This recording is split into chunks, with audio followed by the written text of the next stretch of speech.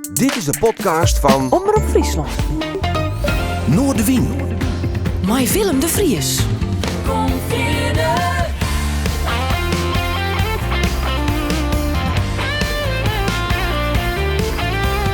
Alles wat te speelt. Omroep Friesland. Olifant in een kamer die ze graag verzwaaien. Maar dat maakt het me net uit en het doet me net zeer. Ik kom gewoon maar in en beweeg de scene nog een keer. De eerste Friese rapper, de trendsetter. Hoewel ik oldschool ben, word ik net ouder, maar beter. Want wat oud is, zit op het punt te verdwijnen.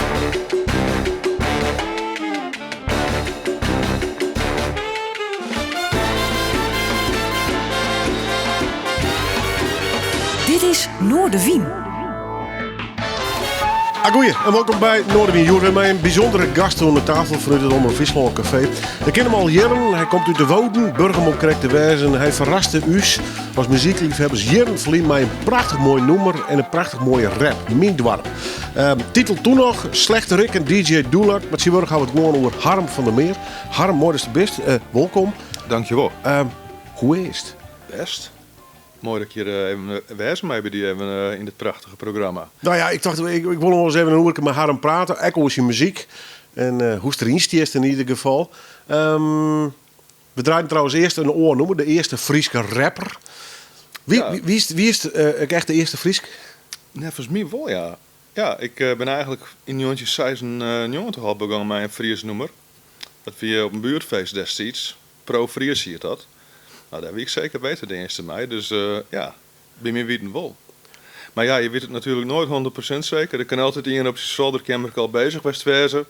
Maar zover dat ik weet, ben ik de eerste Friese rapper. Hoe kwam het daarop? Eigenlijk een beetje, omdat het bij rap altijd wel wat is van waar wie nou de eerste, een beetje competitief, wat uitdagen. Toen dacht ik, nou, let me dat statement eens even meidje.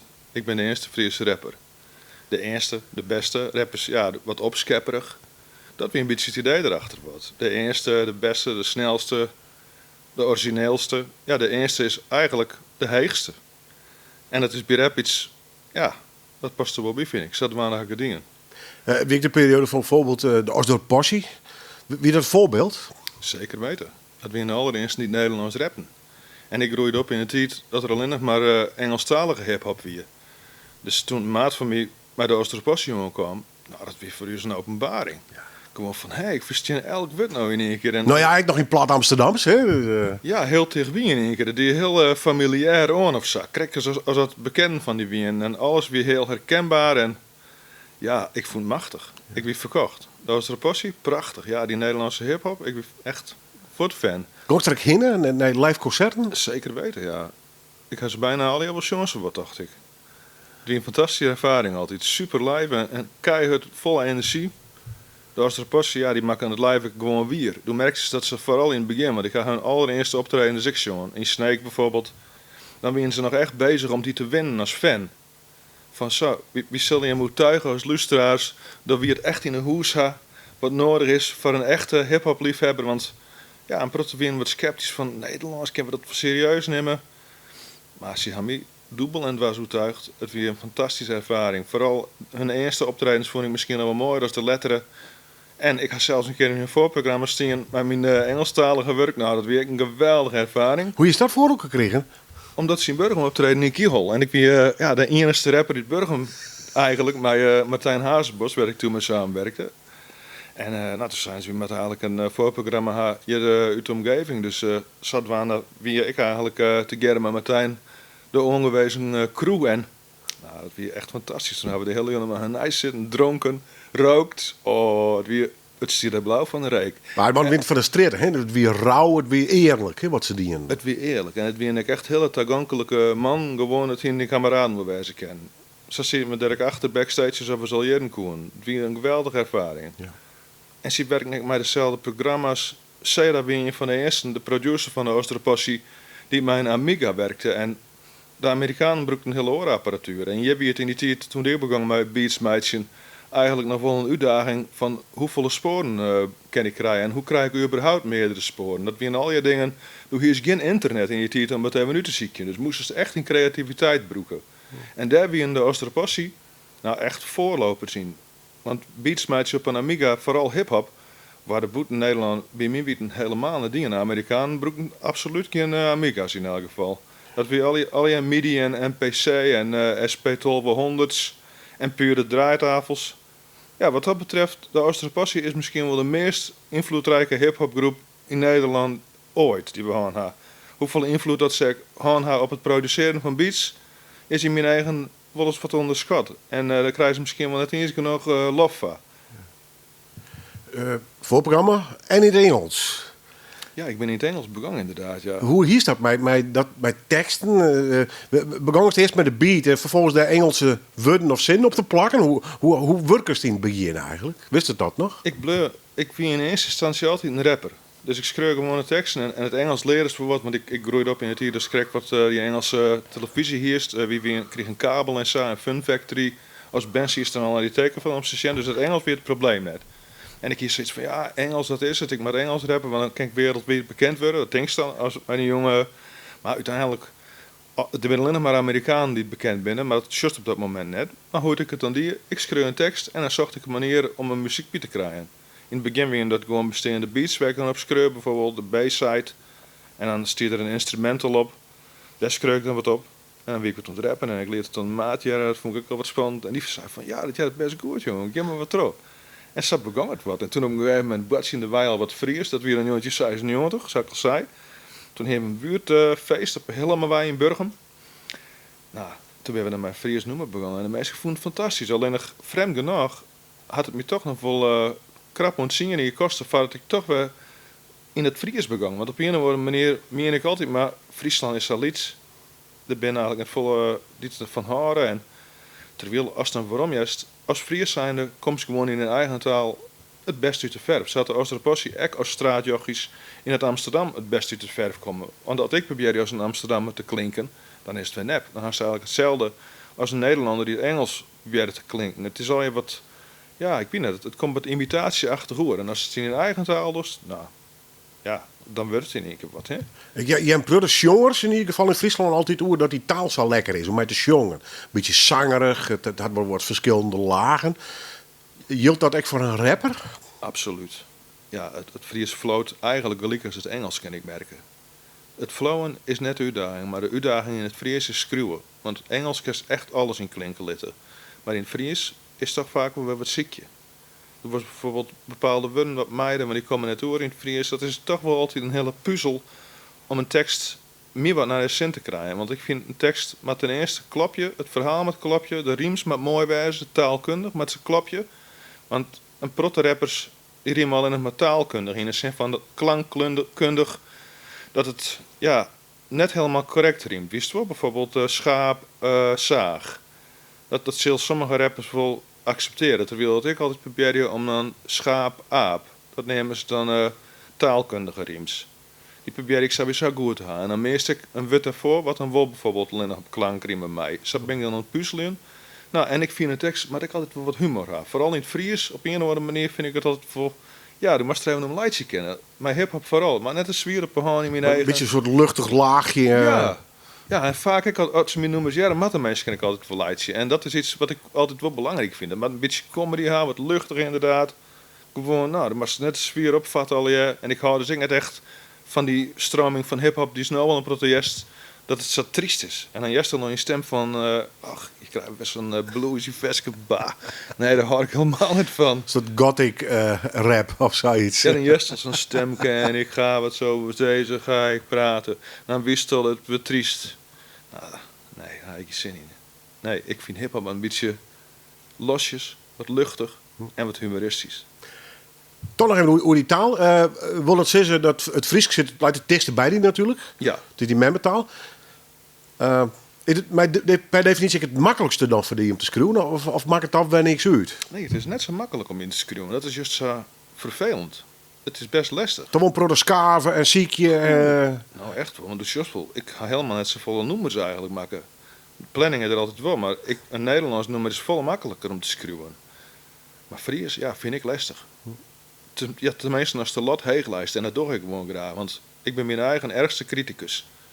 En ik zit gewoon heel botte schaven op teksten. Want ik al meid zie ik de muziek eromheen. Ik bleef in eerste instantie een rapper. En de tekst is voor mij het allerbelangrijkste. Dat ik er één keer mee bezig ben, dan ging ik niet trouw en dan kan een puzzel wijzen. Soms hak ik wel eens een hak die al een nummer stuurt. Dan jerk ik hem naar weg en dan denk ik, shit, dat heeft toch hoort, man. Dat hier echt even een oude wutje, man. Ja. Dat hij mooi riemt. En gelukkig mailst dan meestal weer de goede versie inderdaad. Ja. Klopt, ja. Ja, want dat gaat soms gewoon zo. Dan stuur ik hem naar Italië en jerk het weer mijn oren in. Als ik er bovenop zit in die. En dan denk ik van nee, dat wutje hier nog mooi riemt ook. Dat er nog even tussen kan houden hier. Dan weer de afsluiter mooie west. Zo ben ik dan met het Fries altijd bezig.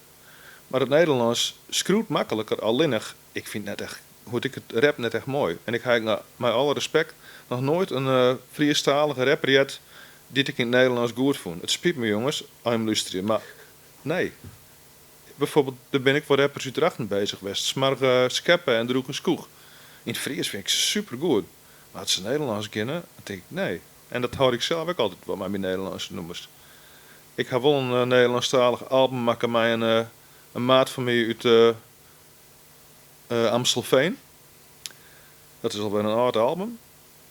Maar zo, dan vond ik, omdat hij wel een native Nederlandse speaker weer.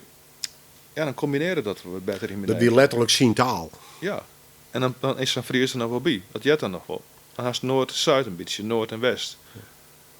Maar meestal vind ik dat het grote nadeel. Terwijl het Nederlands wel relatief makkelijk is om in te schreeuwen, vind ik. Ja. Watje met taal. Prachtig. Komt zeker naar voren in die soort muziek. Want het draait in de hip-hop heel wat om die teksten en ritme. En pakt de goede klankkleur. En pakt de goede klemtoon. En nou ja, dat soort zaken. Absoluut. Ja, het klinkt zo simpel, maar het is best ingewikkeld, ik het bij. Dat is het zeker, ja. Want de klemtoon bepaalt de betekenis van de tekst. Ja. Als een verkeerde klemtoon lijst, dan is het begrip zijn eigen tekst net. Nee, plus dat een klemtoon ook belangrijk is voor het ritme. Juist vaart doen een nummer of net. Echt dat. Ja. Ja, de klemtoon bepaalt het, dus komt het naartoe. Nee, maar je hebt ook gevoel voor haar. Dat is dus zeker, want dan maken ze prachtige nummers. Een van de nummers die bij de omroep hier in ieder geval intussen letterlijk gries draait is Mijn Dwarp. Straks moet ik bij je weten hoe dat nummer, maar Slechte Rick en DJ Doelak, die artiestennaam, hij hem daar lang mee optreden of net, lang mee werken of net? Of? Eigenlijk helemaal niet zo. Nee, dat dacht ik, nee. Het weer meer een beetje, ja, die Friese hip-hop nam ze net zo serieus. Dus Een beetje spielerij? Ja, een grapje een beetje. Van, nou, laat me eens Fries rappen en laat me eens een grappige naam bedenken. Slechterik, hè? En DJ Dulak. En vader als het wist, pak je hem het noem maar op. Dat ik even wat je ken. En zat waren die namen wat zitten bleun. Ja. Maar ik vind op zich altijd nog wel een grappige naam, hè? Hij bloedt wel hingen. Ja, hij bloedt wel hingen, ja. Ja, dus wat dat betreft had ik geen moeite mee om hem nog te broeken. Aas is het verhaal achter het nummer, maar nou het nummer zelf. Mijn Dwarp dus. Het hoort wacht bij het labyrint van de eeuwig fonkelende sterren. Het universum stabbieren, rucht op het hege firmament. Dat is mijn dwarp, van grien ontzemen. Zaast stil van mijn lijst te dremen, bist om mij naai en leef als git. Mijn dwarp. Du bist wer ik wijkom, dus praat ik extra. En dat is mooi mijn naam. Die is er net mijn man, maar wie en wie. Net gonen, maar goenen, proost maar exoen. Steeds was, net geef maar gaaf. Niet cd, maar sta, ja wist steeds maar ja. Net leven, maar liever, geen treien, maar treien. Vol hele, geen hielen, net kreeën of krijgen. Net leien, maar leien, geen eien, maar eien. Je skun of schon, nee schon gewoon. Dus de jongste zoon zei het voor jongs of woon. Je mjaas nummer 14, neem maar Adidas-kus. Een period bij mijn witte capstjerne en gewoon niet bij de blauwe bossen. U lauw het hakser en een blauwe actie. Ik blow net maar blauw, ik leeuw dat goed doe. Het rook is vuur, dat is een logische clue. Het floot op het vloeit, wie zo nou dat het boeit.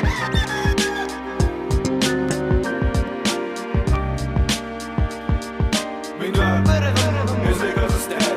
Je zet hem eens kan ook, maar dat ziek is het er. Met een cultuur in mijn buurt en aan af. Van blank dat wild dat brunt, dat donker en asfalt. Ik vind het een fantastisch nummer en een eikpunt in de Friestalige muziek. Mijn Dwarp, Slechte Rick en DJ Doelak.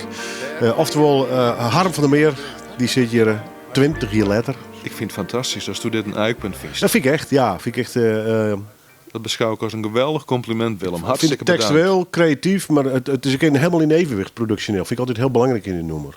Dus leidt het gewoon, krijgt het de tijd, het verzin het.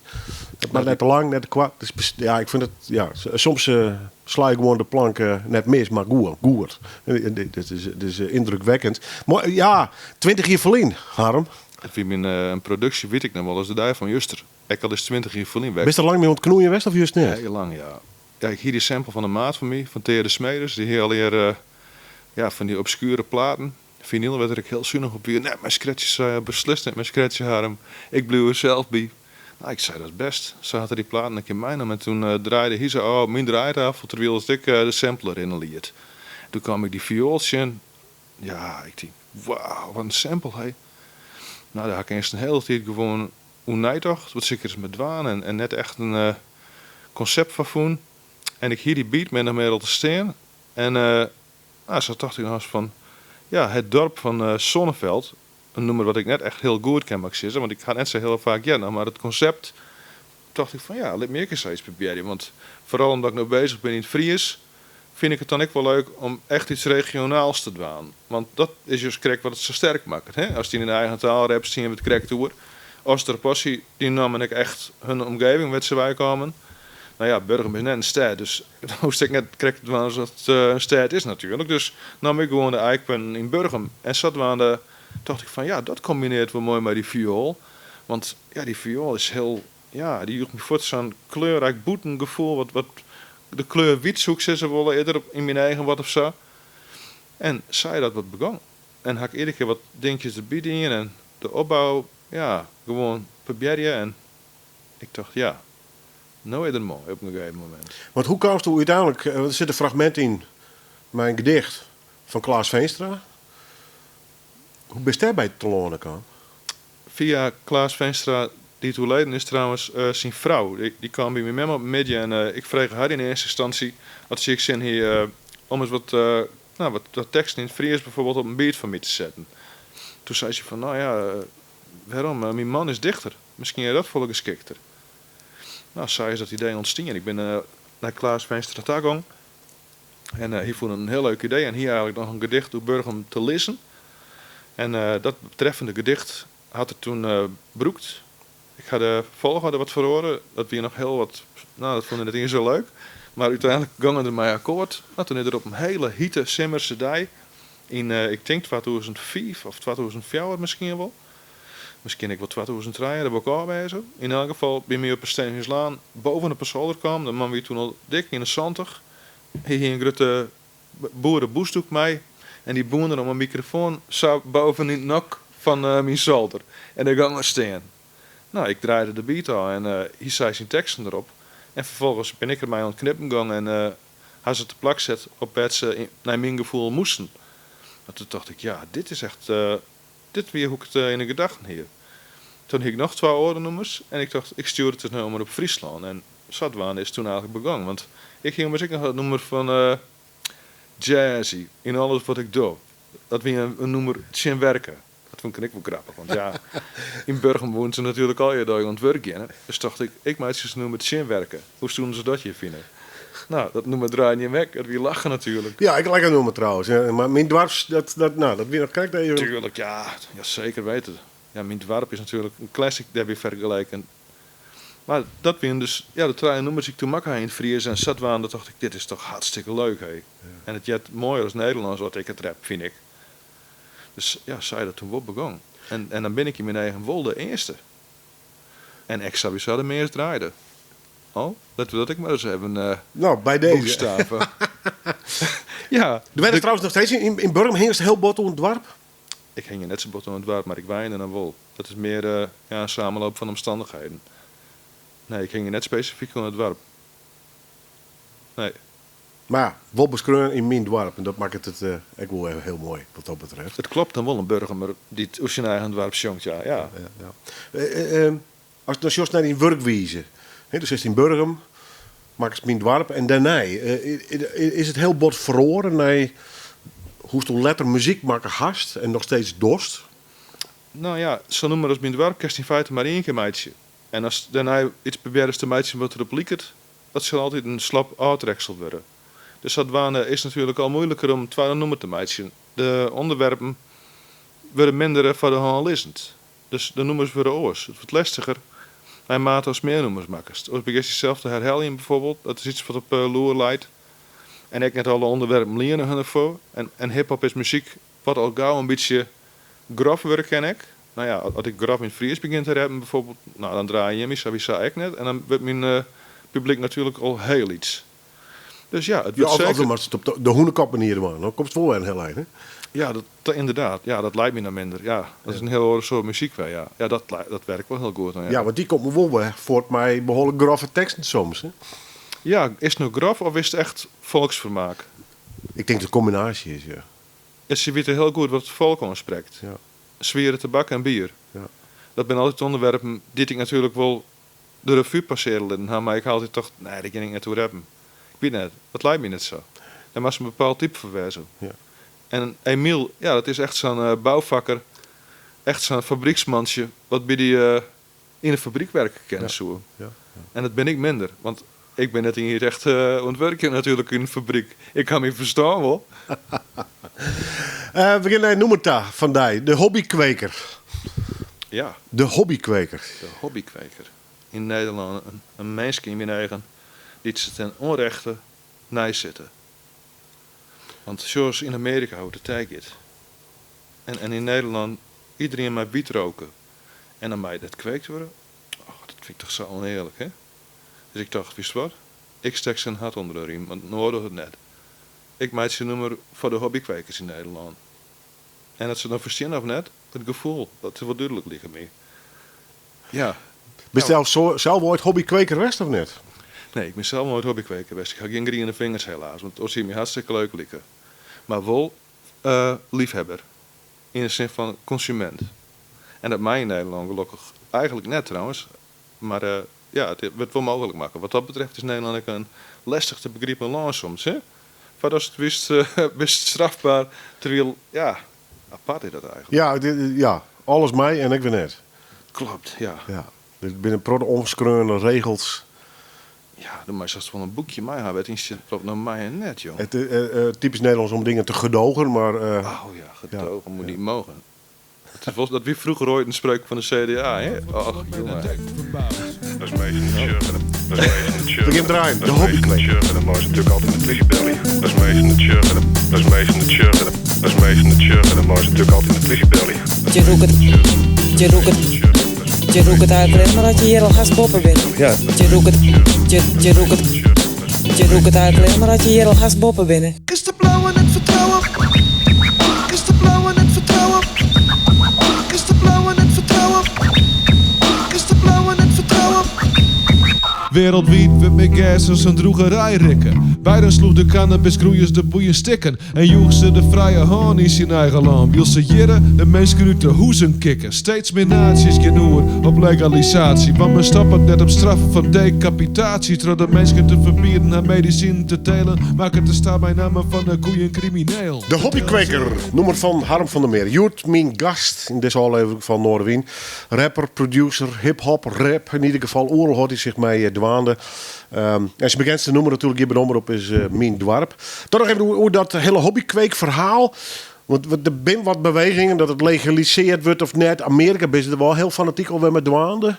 Zo alles vrij matten, vind je het? Vind ik eigenlijk wel, ja. De mensen moeten zelf beschikken kennen hoe de dingen die ze willen. En ik bedoel, een mens kan ik altijd van een flat springen, altijd dat wil. Die vrijheid om een mens hemzelf wat aan te laten, die moet ze in feite hebben, vind ik. En wiet is nog steeds nog echt net ontoon dat het nou zo schadelijk is om te roken. Dus dan heb ik zoiets van, pak dan leerbedingen om waar de mensen echt volle meer last van hebben. Ik weet niet, ik vind het wat contraproductief of zo om die hobbykwekers om te pakken. En het komt je wat oneerlijk voor. Ja. Ja, ik denk dat er wel belangrijkere dingen.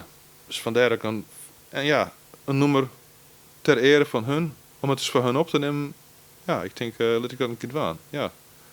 Maar het wordt wel een keer tijd, vond ik. Het wordt weinig dingen eigenlijk. Het wordt weinig van hun opnemen. En er zijn mensen die worden de hoes nu zet, soms nog wel van 5 plantjes. Een vrouw met Ben uit Emmen bijvoorbeeld, waarop een dik zetten verleden hier.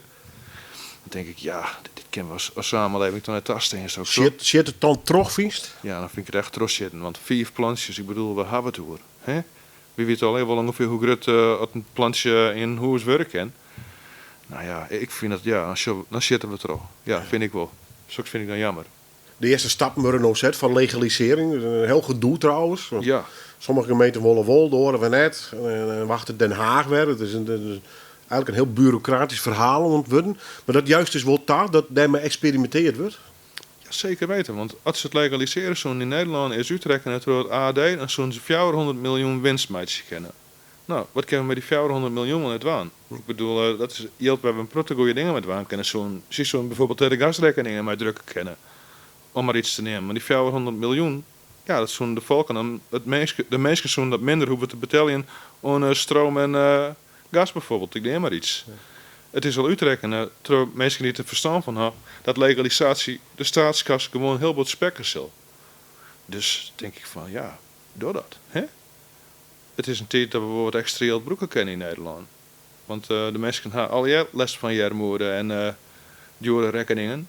Dus ik vind legalisatie van hennep zo inderdaad boven een agenda staan om gewoon de staatskas te spekken.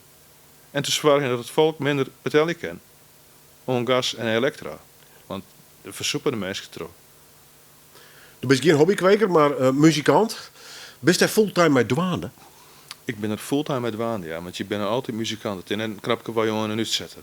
Je wordt er wekker mee en je gaat er mee op bed. En kies je me ook van besteden dan? Ik besteen, dus just me zitten. Ja, je hebt Dus leeft, ja, gelukkig wel. Dus ja. Ja. Ja. Maar net van muziek alleen. Want het leven is meer dan muziek alleen. Ja, vertel eens, wat doe je meer? Maar we zou persoonlijk worden? Nee, ja. Nee, niks mat. Niks mat. Nee, wat meer dan bijvoorbeeld is, ja, het is al gewoon praten muziek, maar ik ga een herderson, ben ik praten met voortpin. Ben ik praten met fietsen en te rennen en te trainen. En verder heb ik een hele tijd om fitness dingen. Dat vind ik een grote passie van mij. Totdat mijn sportschool recent failliet gegaan is, reset. Dus dat zijn dingen die ik doe. En gitaar spelen voor de hobby. Dat ik kan praten en drummen. Dat is toch bij muziek gerelateerd. Ja, het is altijd wel een praten muziek bij mij. Het komt altijd weer waarom. Nou, autorijden vind ik leuk. En eten sieren is ook iets wat ik heel leuk vind. Is dit altijd al zo hoorn of is dit een periode in je leven dat je leven er samen een beetje uitshort eigenlijk? En zo ben ik altijd op het west, ja. Ja. Nou, een grote passie van mij is bijvoorbeeld pizza bakken. Dat is ook iets waar ik altijd mee bezig ben. Daar heb ik nooit meer uitleerd. Napolitaanse pizza's. Ik heb een speciale oven thuis, werk het in bak. Je kent het 400 graden.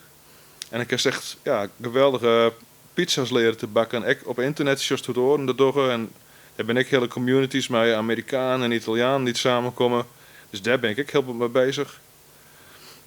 Ja, dat is zo wat mijn hobbyspot. Ja. En, wat voor school had je die?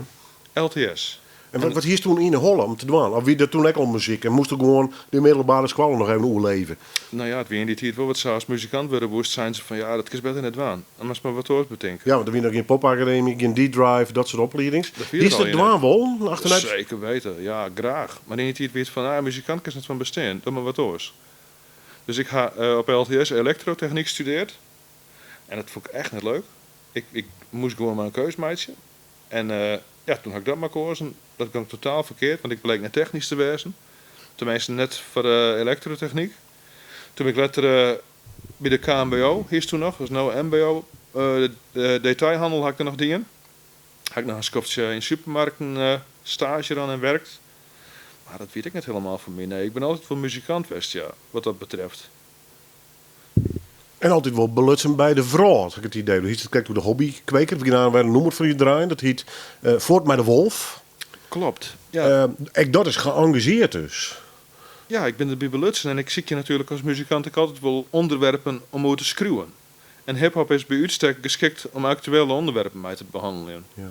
En de Wolf is natuurlijk echt een mooi onderwerp wat mensen verdeelt in links en rechts, zeg maar zeggen. Snap je de discussie? Ik snap de discussie en het is vind ik een heel lastige. Het thema correct, ja, in waar ze in Schwanners zit. Ja. En ik vind, ja, de mensen die in Den Haag Westerwolf net zien komen zit, ja, die hebben natuurlijk een hele andere visie erop als de boeren die zijn schip onverretten wordt. En dan is het een hele lastige discussie. Maar ik als burger en provinciaal ja, ik waar dan nog wel in redelijk Rut Warp is natuurlijk net zo gauw echt direct geconfronteerd wordt met de problematiek van wolven. Ik denk net dat de gauw hier hoe de... Nou, wat is de Skalfstreet en dan liggen wij... Nee. Ja. Mijn eigen hoen is de enige wolf die ik zien kom.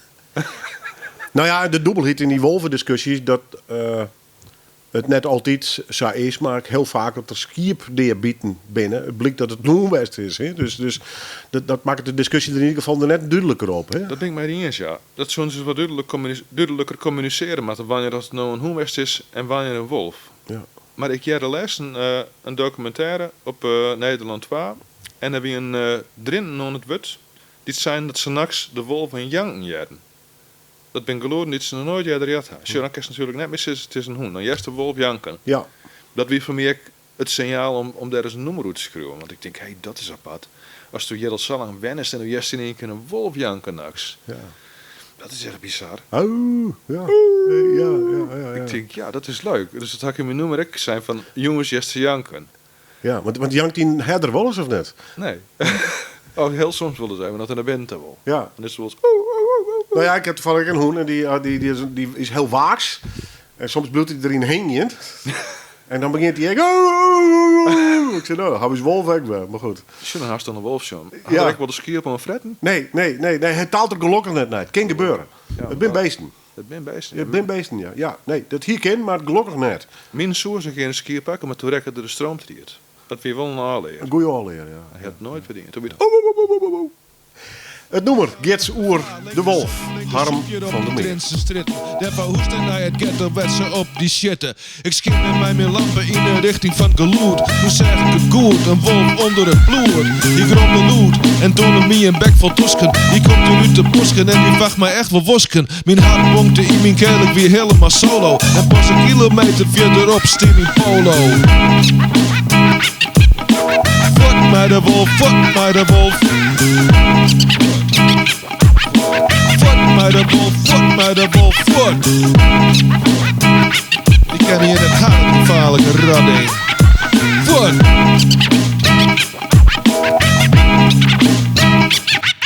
Ik zei gewoon zijn eigen, dus dan maak ik geen grapje. Hoe kwam er onder bloed en werd eens reer kapke? Hij kwam dichterbij, het wie hem of me. Ik schaart in de lop, daar gong goze klop. Fuck met de Wolf, Harm van der Meer. En die is Sjoerd mijn gast. Friestalige rap. Al is je ooit wel begonnen bij het Engels, om het zo maar zo te drukken. Schreeuwst dan alleen maar Frieske raps trouwens? Of wisselst het nog steeds al? Nee, ik schreeuw eigenlijk voornamelijk Fries, ja. En Eigenlijk enkel alleen maar nog wel eens Fries. Nederlands. Ja. Heel enkel Nederlands, ja. Ja. Maar Engels, nee, dat doe ik nooit meer. Nee. Ik ga zoiets van, nee, dat Engels is een passeerd station. En Nederlands enkel nog wel eens. Maar ik het dan opneem en ik jet het waarom, dan denk ik letterlijk altijd van... Nee, het jet dan niet helemaal. Nee, ik weet niet. Een blues toch altijd weer met het Friese accent zit en dat hindert op zich niet. Maar bij hip-hop vind ik het gewoon sterker om het in eigen taal te doen. Dus ja, dan moet ik toch altijd weer wat weer dat Friese uitkomen. Het is wel grappig, want bij een aantal nummers zei ze van... Hey, die had bijvoorbeeld alle instrumenten zelf inspelen en dat soort dingen. Maar horen we dus zeker nog steeds die creatieve kant onder de zaak. Want dan is het standaard denk je van internet heel, met geluidjes en dat soort zaken. Ze is ongetwijfeld echt doen. Ja, ik zie je altijd wel inderdaad het creatieve. Ik begin met een bepaalde loop. Ik ga vroeger in een bandje spelen met een bassist, Tere Smeders, en een gitarist, Peter Rotinet. En daar ben ik zelf drummer in die band. Dat is eigenlijk voor het eerst dat ik in een band drumde. Dat we volgens mij in 2010 ben we ongeveer begonnen, zoiets. Of 2000, nee, al jaar denk ik zelfs. 2007, zoiets. Dat heb ik al wijzen. Excuseer. En dan pak ik heel vaak bijvoorbeeld nog wel eens wat een loopje uit de muziek die we toen maken hadden. En dan begin ik dan omheen te bouwen met mijn eigen instrumenten. Ik pak bijvoorbeeld een drum met een basloop en een stukje gitaar. En dat loop ik dan. En dan denk ik van ja, die drum is mooi, maar net helemaal vet genoeg. Je moet wat dikker en wat meer punch hebben. Dan zet ik onder die bestaande drum een synthetische drum die ik op een computer had staan. Bijvoorbeeld een 808 is een die ik heel vaak broek. En die waren altijd een hele grote broektwol in hip-hop om beats gewoon vetter met een meisje. Want als zo'n 808 kick onder een gewone drum zet, dan krijg je het volle met punch. En zo begin ik dan wat te schilderen in als het ware. En dan luister ik heel vaak naar die loop en dan denk ik, hey, daar zou ik nou wel eens die melodie bij kennen. Dan probeer ik eens wat en zo blijf ik combineren. En ook dan op een gegeven moment in die melodie zit, nou, dan begin ik wat te rappen. En dan wat te bewegen op de beat en zo schreeuw ik dan wat teksten. En zo ontstaan de nummers. Dat is, vind ik wel een mooie manier van werken. Want als je met een eigen instrument werkt, kan je precies spelen wat je in de gedachten hast. Terwijl het met samples toch eigenlijk, ja, ziek je mast uit een bestaand aanbod. Wat echt heel mooi is, ja, daar gaat het net om. Het had beide zijn charmes. Welk instrument beheerst er eigenlijk helemaal, zeg maar? Drum, gitaar en basgitaar in mindere mate. Precies. Maar... En draaitafels. Draaitafels? Ja. En een hele beetje trompet, maar dat maak ik niet aan me gaan. Nee, maar die heeft wel broekt. Op mijn dorp heb ik hem inspelen. Precies, dat is die eigen, hè? Ja, dat is mijn eigen, ja. Maar ik geloof dat had hij een die-kostel ook, dat hij een... Ja, het is lastig om er goed op te krijgen, ja, want trompet is echt super moeilijk om op te spelen. Ja. Maar goed, gitaar is ook pittig, tenminste. Maar kijk hoe het broeken was natuurlijk. Ja, dat is zeker pittig, echt wel. Daar rek is nooit op uitleerd. Ik ben echt net een hele goede gitarist, ja. Gewoon wat ritmegitaar, wat funkdingetjes. Maar ja, het is vaak van hip-hop het eenvoudige wat al goed is. Dus je hoeft net een super gitarist te wezen om al leuke dingen te spelen van een hip-hop beat. Dat is, hip-hop is toch eenvoudige muziek en dat spreekt me gewoon aan. Het is de eenvoud van de muziek, want we hebben het ook al hier draait om de tekst. Dus de muziek is meer een begeleiding en een net botte aandacht op lezen. Hoe werkt het eigenlijk bij jou? Want ik krijg regelmatig wel eens even een noemer van jou en een collega Wim Brons ik nog wel eens. Maar zegt u het Oerl Del op Spotify? Maken ze ervoor een clip bij? YouTube of dat soort dingen? Of... YouTube doe ik nog te weinig. Ja. Nee, ik mail ze vooral naar die en ik zet ze op Sintforum. Maar via de doe ik om promo heel weinig. En moest ik eens wat meer doen. De ziekers, het klinkt nog eens kritiek, zo bedoel ik het net. Maar de ziekers dus die publiek net echt heel concreet op dus. Eigenlijk net, nee. Eigenlijk heel passief. Ik dacht het wordt wat passief inderdaad, ja. Maar ja, wat ik zo op YouTube zet, mijn nummers, dan staan ze op YouTube, maar dan vinden mensen me nog net. Dat is net een manier in mijn eigen om het publiek te bereiken. Wat zou de manier wezen? Nou, YouTube die even praten is al een betere manier. Leer maar dat er nou al meer mensen het nummer jaren zullen, als dat ik hem samen anoniem op YouTube zet. En ja, een andere manier om het publiek te vinden, ja, dat is een hele goede vraag van die. Dat vind ik lastig. Nou ja, iedereen zit weer op Instagram, op Spotify, op YouTube, nou ja, daar TikTok. Ze wel op, alleen dan ben ze natuurlijk al bekend maken onderling. Want als ze er samen anoniem op zitten, vinden ze die net.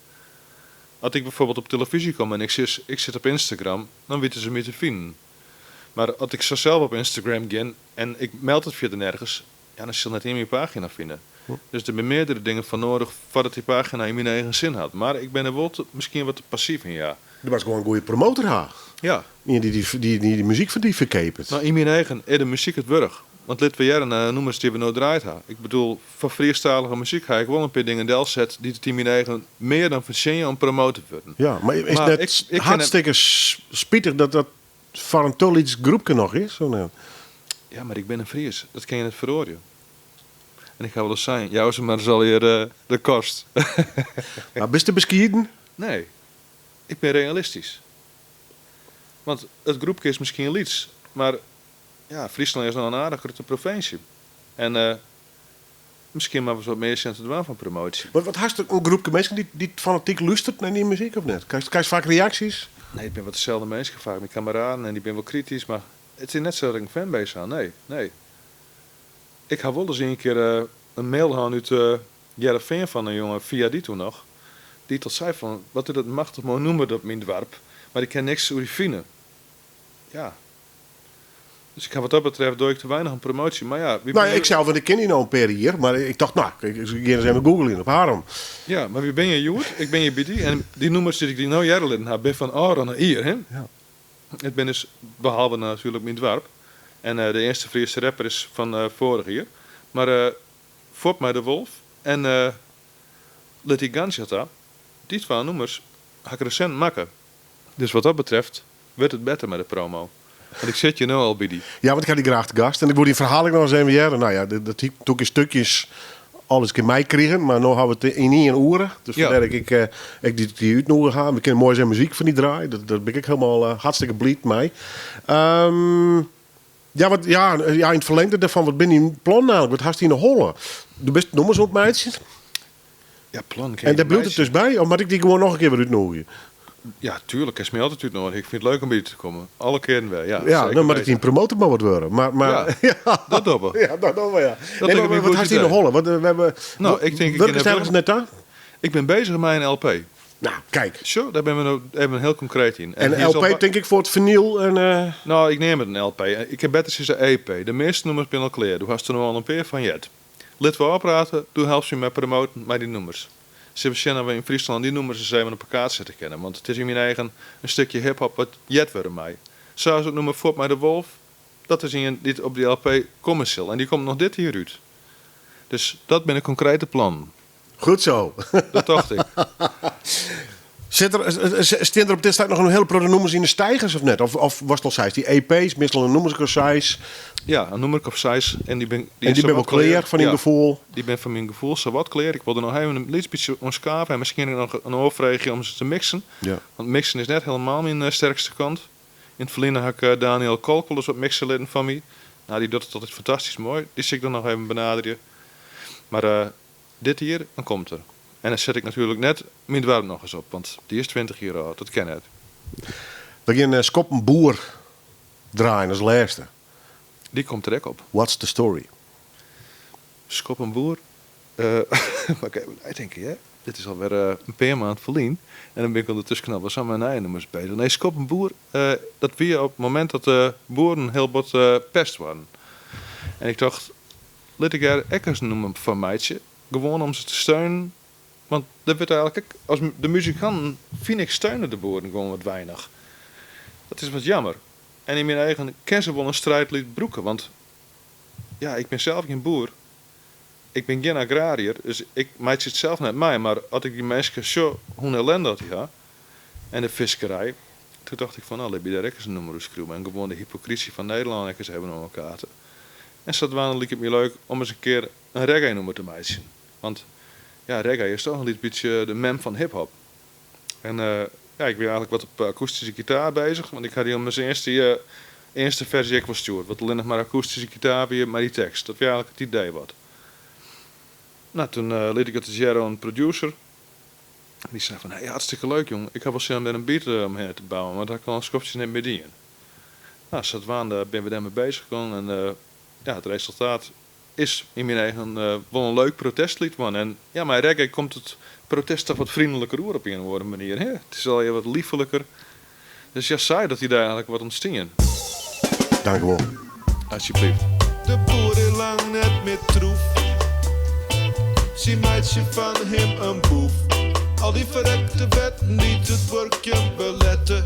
En ook de visserij is onderwerp van pesterij. De boer is lang net met troef. Zie meidje van hem een boef. Al die verrekte wetten die het werkje beletten. En ook de visserij. Ja, ja. Zie pesten bij de boeren die zwaar gebargen in Den Haag.